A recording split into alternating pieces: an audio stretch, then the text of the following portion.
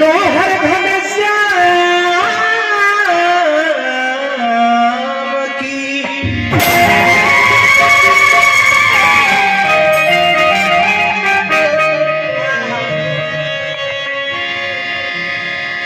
गोस्वामी तुलसीदास जी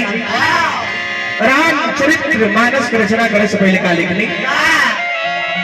वर्णनामर्थ संघानाम रसानाम छंद सामती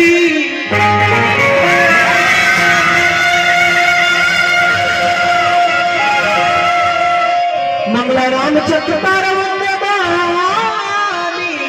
विनायको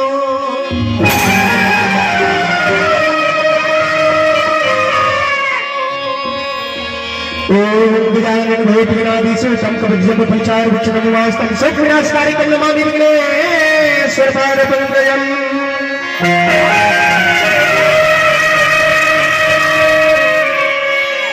गुरु महाकाल विष्णु गुरुदेव महेश्वर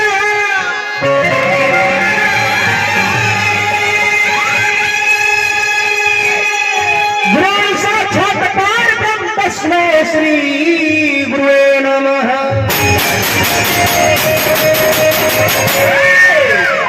मान के चले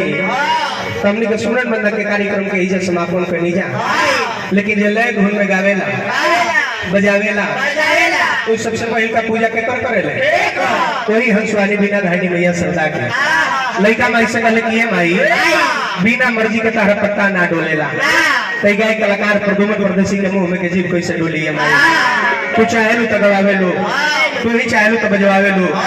तू ही चाहे लो तो हंसावे लो और तू ही चाहे लो तो रवावे लो माई। गीत संगीत के शुरुआत हंसवानी बिना धारने के दरबार से